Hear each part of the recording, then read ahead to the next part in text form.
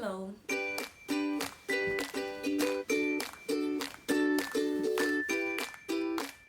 So this week's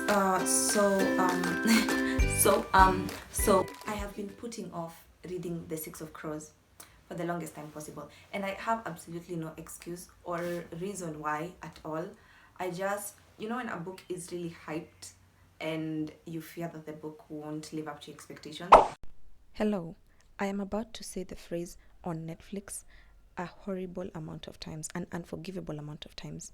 But I pray that you forgive me as we proceed. I have already judged myself, so please be kind before you judge me. Also, because I have watched Shadow and Bone on Netflix. If you haven't watched Shadow and Bone on Netflix, please watch Shadow and Bone on Netflix.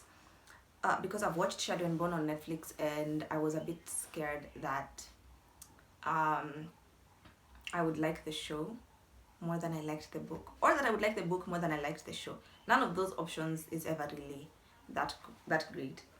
But I was pleasantly surprised by this book. So the book starts and we have these 6 characters. We have Kazbreka, we have Inej, we have Jesper, we have Nina Zenik, we have Wyland van Eck, and we have Matasi'S. So the 6 of them are the 6 of Crows, essentially. They're a crew and they're going to this place called the Ice Court, where Matasi'S is from, to do this heist thing. They're going to steal a person. They're going to steal this guy and bring him back because Kazbreka has gotten the deal of his life. Kazbreka is a criminal, for context. He's a young child of crime. He doesn't gamble, but he owns like a gambling house. And so basically he gets this deal with a guy from the merchant council, and the deal basically is that he has to go steal this person from the Ice Court, which is basically the most secure place on earth, and then bring him back to prevent like war and whatnot. This person, his name is, I've forgotten his name, but let me just, he's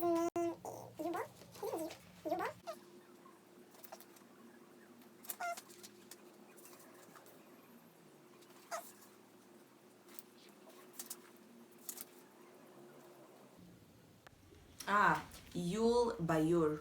So they're going to kidnap a guy named Yul Bayur because Yul Bayur has created this serum, or this powder, I think. It's a serum that gives Grisha the ability to amplify their powers. Grisha are basically benders. So they're going to steal this guy, Yul Bayur, because he's making Judah Parem, and they don't want Judah Parem to fall into the wrong hands.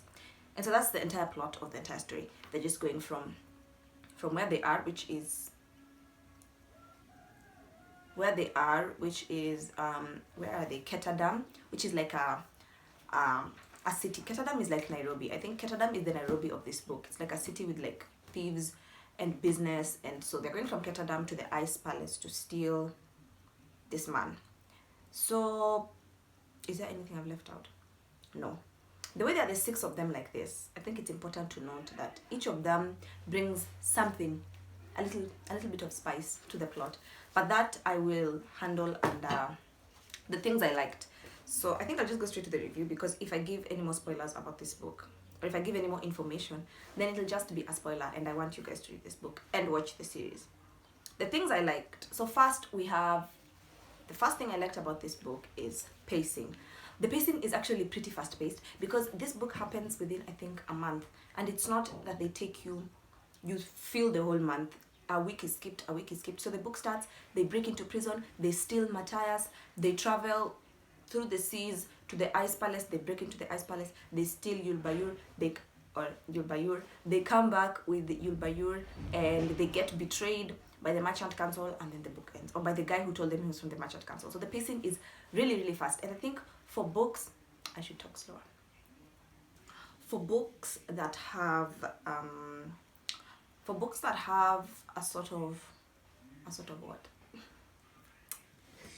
For books that have a heist theme to them, or books where people are stealing something, when they're this fast paced, I think it does so much for the plot. I feel like the plot is, it keeps you at the edge of your seat, because constantly new things are happening. And let me just say this, Kazbreka is a criminal genius. Kazbreka being a criminal genius, a sequence. Kazbreka being ruthless, a sequence. Kazbreka being amazing, a sequence. So I feel like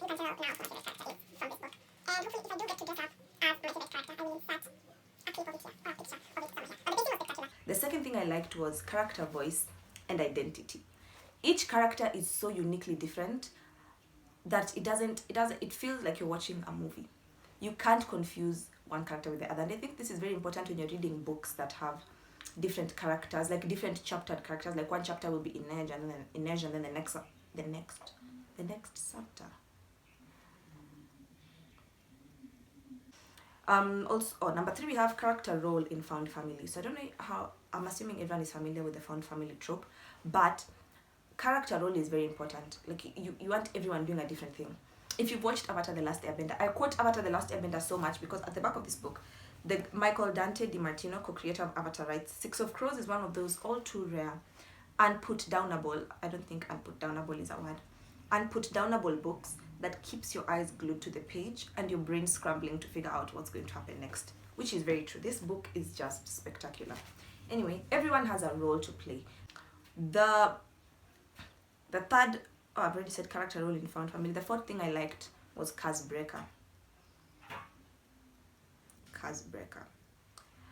The fifth thing I liked were how high the stakes were. Constantly you would think one thing is going to happen and then it went completely wrong in the wrongest way possible. I wish I had never gotten spoilers for this book because it ruined my reading experience. I feel like if I didn't know what happened, if I picked up this book as like I've picked it up for the first time, it would have been so amazing. But because I've seen TikToks about it, it was still amazing, but I wish I read it just by myself. And the stakes are constantly so high. And not in the type of way where you're like, oh my god, another plot twist. Because they're not really plot twists. It's reasonable things that would happen that would go wrong in real life if you are, doing a heisting. The next thing I liked was the relationship between Nina and Matasi's. And I say this specifically because people like to say online how much Matasi's was boring. Like every time they'd get to Matasi's page, they'd be like, womp womp, and they'd move on to the next chapter. But Nina and Matasi's relationship, it's wonderful. It's beautiful, they hate each other, but they love each other. It's the best enemies to friends to lovers to enemies to lovers trope I have ever seen in my life, and you can't tell that it's a trope. It's wonderful. And I like that the series explored this, that if you watch the series, you know what I mean. The sixth thing I liked was curse breaker.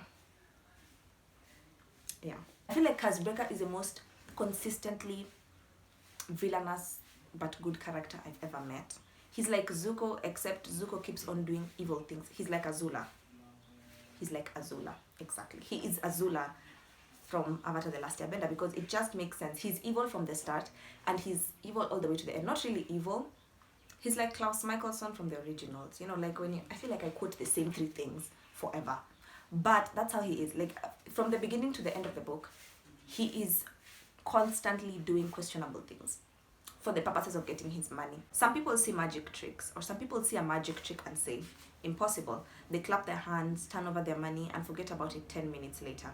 Other people ask how it worked. They go home, they get into bed, they toss and turn, wondering how it was done. It takes them a good night's sleep to forget all about it. And then they're the ones who stay awake, running through the trick again and again, looking for that skip in perception, the crack in illusion that will explain how their eyes got duped. They're the kind who won't rest until they've mastered that little bit of mystery for themselves. I'm that kind. I hope that dialogue just helps you understand he's a criminal mastermind. And they cast him so perfectly in the show. I have never met a show with such perfect book-to-screen casting like Shadow and Bone on Netflix. I mean, down to the ethnicities. Down to the ethnicities of the characters. They just make sense. Okay, now to things I didn't like. Number 1, Pekka Rollins. Pekka Rollins is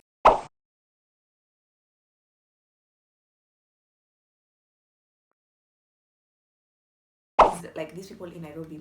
When you're walking in arcades and then there's always that one van that has someone saying, do you want an iPad and an iPhone, 30,000 Kenyan shillings? And your mind slips for 1 second, and before you know it, you've given them your iPad, you've given them your money, your laptop, your clothes, your dignity, and you have nothing left. Before you know it, you're in a car to Rongai with shoes that you bought from Bata, and you're crying because they've robbed you but you still had to go buy shoes because you told your mother you were going to buy shoes, and your mother has to send these people money via Lipa na M-Pesa, and so you're on a car to Rongai instead of being on a car to Westlands, and you're crying and you have no transport and you have no money and you're holding new Bata shoes because they've robbed you of everything, including your dignity. That's how this feels. That's exactly how this feels. The next thing I didn't like was the age of the characters. I mean, these people are committing treason, murder, kidnapping, espionage, and the like, but they're like 17, 16. It makes no sense to me. I feel like the movie cast them better in terms of ages. People should be a little bit older. So I feel like but then again, there's something to be said about people who grow up in hardship. I feel like if you grew up in Ketterdam, then you would be forced to mature quickly. So I guess that part makes sense. But also because this should be a young adult fantasy book, if I'm not wrong. And it would make sense the ages. I do, however, wish they were aged up a little bit.